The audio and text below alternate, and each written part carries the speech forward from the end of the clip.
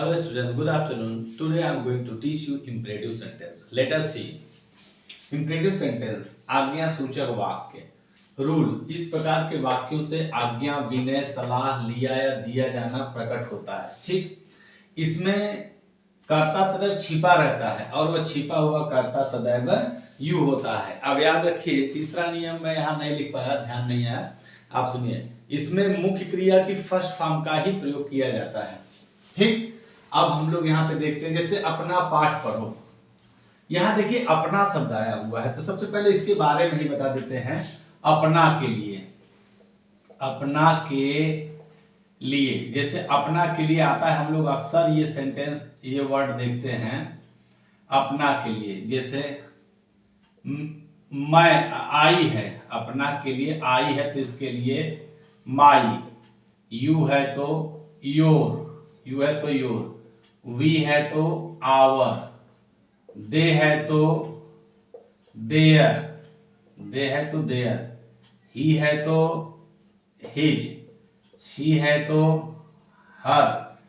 I we you they. अगर मान लीजिए यहाँ पे इट है तो इट्स हो जाएगा। ठीक, अगर मान लीजिए कि किसी पुरुष का नाम है तो हिज हो जाएगा, और किसी महिला का नाम है तो हर हो जाएगा अपना के लिए। ठीक है, अब आपको यहाँ पता चल ही गया होगा कि यहाँ पे कर्ता सदैव जो है यू होता है और यह छिपा हुआ रहता है। तो हमने लिखा है कि अपना पाठ पढ़ो, तो सबसे पहले क्रिया लिखेंगे पढ़ो। पढ़ो की अंग्रेजी क्या होगी? रीड। अब अपना के लिए क्या होगा? यू के साथ योर आएगा, तो योर लगा देंगे। Read your lesson, read your lesson. ये पहला सेंटेंस हो गया। इस तरीके से आप ये सारे वाक्य कर सकते हैं। चलिए देख लेते हैं। अंग्रेजी सीख लो। अब सीखना शब्द यहाँ पे क्रिया है, तो इसी को शुरू में लगाएंगे। Learn, learn English, learn English. ठीक, दूसरा सेंटेंस है मेरे पास आओ। अब आना ही क्रिया है, तो आना की अंग्रेजी क्या होगा? कम, कम। अब मेरे मेरे के लिए यहाँ मी लगाएंगे, ऑब्जेक्ट है, और पास यहाँ टू लगा देंगे प्रीपोजिशन, तो मेरे पास आओ की अंग्रेजी होगा कम टू मी। जैसे अगर इसी की जगह पे हो जाए अपने पापा के पास जाओ, तो जाना के लिए गो और टू योर फादर। ठीक, अगला है एक गिलास पानी लाओ। लाना की अंग्रेजी bring, bring a glass of water, bring a glass of water. ठीक, अब यहां देखिए, यहां पे जैसे एक वाक्य हमने लिखा है तुम यहां आओ। यहां पे देखिए तुम लगा हुआ है, तो मैंने बोला है कि तुम की अंग्रेजी यू नहीं लगाते हैं, लेकिन अगर आप लगाना चाहते हैं तो लगाएंगे यू, यू कम हियर। अगर आप इस तरह से लिख देंगे तो यू कम हियर, तो इसका हिंदी तुम यहां आओ नहीं होगा, ये इसका हिंदी हो जाएगा तुम यहां आते हो। ये प्रेजेंट इंडेफिनिट टेंस हो जाएगा, याद रखिएगा। इसलिए तुम यहां आओ की अंग्रेजी बताने के लिए हमको यहां कामा लगाना पड़ेगा। तुम यहां आओ, यू कामा कम हियर। और अगर आप यू नहीं लगाते हैं, कम हियर, तब भी सही है। दूसरा, कोई रिक्शा बुलाओ। अच्छा, ये वाले वाक्य को एक तरीके से और बना सकते हैं। जैसे यहां पे हम लगा देंगे कम हियर यू, ऐसे भी बोल सकते हैं, या यू कामा कम हियर, या कम हियर कामा यू। अच्छा, कोई रिक्शा बुलाओ। बुलाना, बुलाना की अंग्रेजी क्या होगी? Call, call. क्या बुलाना है? रिक्शा, कॉल अ रिक्शा, RICKESHAW, कॉल अ रिक्शा। अब कोई, कोई की अंग्रेजी क्या होगी? समबडी, कॉल अ रिक्शा समबडी, कॉल अ रिक्शा समबडी। ठीक, कॉल अ रिक्शा समबडी, कोई रिक्शा बुलाओ। अब यहां पे कॉल अ रिक्शा समबडी, यहां पे कामा लगा देंगे समबडी के पहले। अगर इसी को उल्टा लिखना है, जैसे समबडी शुरू में लगा देंगे, समबडी, समबडी कामा कॉल अ रिक्शा, कॉल अ रिक्शा, कॉल अ रिक्शा समबडी, या समबडी कॉल अ रिक्शा। ठीक है, आगे का सेंटेंस है जैसे मोहन। यहां पे वाक्य है मोहन, मोहन यहां आओ, मोहन यहां आओ। तो अब हम लोग मोहन यहां, अगर इसका ट्रांसलेशन करेंगे तो लिखेंगे मोहन कम हियर। याद रखिएगा यहाँ कामा जरूर लगाएंगे, अगर कामा नहीं लगाएंगे तो इसका हिंदी हो जाएगा मोहन यहाँ आता है, सिर्फ यहाँ यस लगाने की जरूरत पड़ेगी बस। तो याद रखिएगा कि अगर ऐसा सेंटेंस आता है तो हम लोग कामा लगाएंगे, मोहन कामा कम हियर, या कम हियर मोहन। उल्टा भी अगर इसको करना चाहें, कम हियर फिर कामा तब मोहन, कम हियर कामा फिर मोहन। अंत में यहाँ पे एक वाक्य है, कल मुझसे जरूर मिलना। हाँ, मैं आपको बताना चाहता हूं इंपरेटिव सेंटेंस में अगर जरूर शब्द आता है तो जरूर शब्द आएगा तो हम लोग वहां पे डू को शुरू में लगा देंगे, इससे जरूर का अर्थ निकलता है। जैसे कल मुझसे जरूर मिलना, जरूर के लिए लगा देंगे डू। अब मिलना के लिए सी मी या मीट भी लगा सकते हैं, do see me tomorrow, do see me tomorrow, या do meet me tomorrow, do meet me tomorrow, do meet me tomorrow. ठीक, ये आपका पूरा इंपरेटिव सेंटेंस हो गया है। अभी इसमें जैसे डू नॉट आता है, निगेटिव सेंटेंस जो है उसको भी सीखना है। ले लीजिए आप इसका screenshot and then I will teach you that also.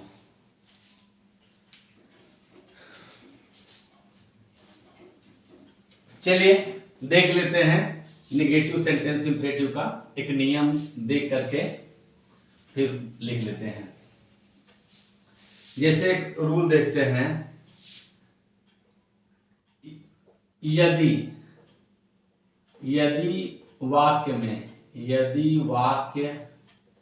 में मत शब्द हो तो डू नॉट लिखते हैं, तो डू नॉट लिखते हैं। मत शब्द हो तो डू नॉट लिखते हैं, ठीक। और यदि कभी मत शब्द हो तो नेवर लिखते हैं, कभी मत शब्द हो तो नेवर लिखते हैं, ठीक है, नेवर लिखते हैं। लेकिन याद रखिए यदि वाक्य में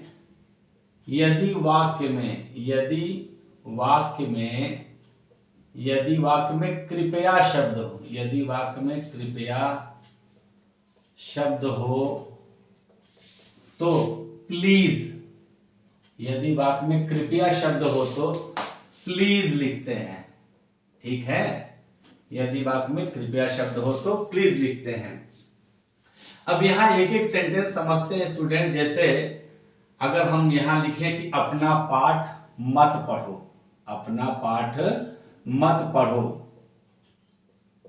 ठीक। अब इस सेंटेंस का अगर हमको ट्रांसलेशन करना है तो जो मत शब्द आया है इसी की अंग्रेजी हम लोग लगा देंगे डू नॉट को शुरू में, do not read your lesson, अपना पाठ मत पढ़ो, do not read your lesson. अगर इसी में नहीं, आगे देखते हैं। जैसे दूसरा सेंटेंस है अंग्रेजी, मान लीजिए कि यहां पे आ जाए अंग्रेजी कृपया लगा दें, कृपया अंग्रेजी सीख लो, ठीक। अगर कृपया लगा दिए तो इसकी अंग्रेजी कृपया के लिए हम लोग प्लीज को शुरू में लगा देंगे, प्लीज लर्न इंग्लिश, कृपया अंग्रेजी सीख लो। अगर यहां पे वाक्य आ जाए जैसे मान लीजिए कभी मत, मेरे पास कभी मत आना, मेरे पास कभी मत आना, ठीक। अब जैसे यहां पे सेंटेंस है मेरे पास कभी मत आना, तो इसके लिए कभी मत की अंग्रेजी क्या होगी, नेवर हो जाएगा, तो शुरू में लगा देंगे never come to me, never come to me. अच्छा, अगला वाक्य देखते हैं। जैसे मान लीजिए वाक्य में कृपया भी हो और मत भी हो, जैसे कृपया एक गिलास पानी मत लाओ या मत लाना भी बोल दें। तो जब यहां पे कृपया आ गया तो सबसे पहले हम लगा देंगे please do not bring a glass of water, please do not bring a glass of water, कृपया गिलास पानी मत लाओ, ठीक। अब जैसे यहां पे तुम यहां आओ, अगर मान लीजिए यही सेंटेंस है तुम यहां मत आओ, तो यू को तो लगा ही दिए, you do not come here ना, यू लगाएंगे फिर यहाँ पे कामा लगा देंगे, जैसे आपने यहां लगा दिया यू फिर आप लगाइए डू नॉट, अब यहां यू के बाद ही कामा लगा देंगे, you do not come here, या do not come here, do not come here you, आप ऐसे भी बोल सकते हैं। जैसे कोई रिक्शा बुलाओ, या कोई रिक्शा बुलाओ तो भी बोलते हैं ऐसे लोग, कोई रिक्शा बुलाओ, कोई रिक्शा मत बुलाओ, ठीक। तो यहां आप लगा देंगे do not call rickshaw somebody, somebody की जगह पे एनीबडी हो जाएगा, इसको मिटा देते हैं।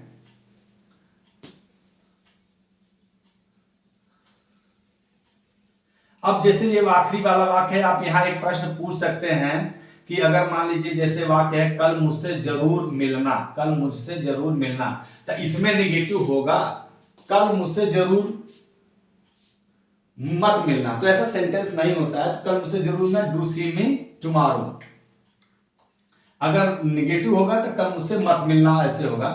चलिए ये आपका नेगेटिव भी सेंटेंस हो गया, नकारात्मक में बोलने के लिए आपका इंपरेटिव सेंटेंस पूरा हो गया है। आशा है आपको समझ में आया होगा। इस पर कुछ सेंटेंस आपको दे देते हैं आपको करने के लिए, जैसे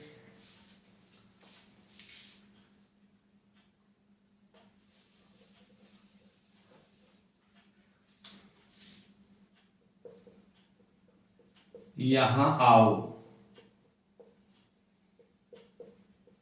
यहां मत आना, यहां मत आना,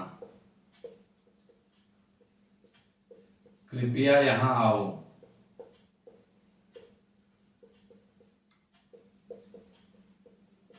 कृपया यहां मत आना, कृपया यहां मत आना, झूठ मत बोलो, झूठ मत बोलो, ठीक। कृपया सच बोलो, कृपया सच बोलो, कृपया सच बोलो, वहां कभी मत जाना, वहां कभी मत जाना। अगला है कृपया यहां आ जाओ, कृपया यहां आ जाओ। ये आपका हो गया पूरा इंपरेटिव सेंटेंस, आता है समझ में आया होगा। ले लीजिए इसका screenshot and for the day it is enough. Thank you very much.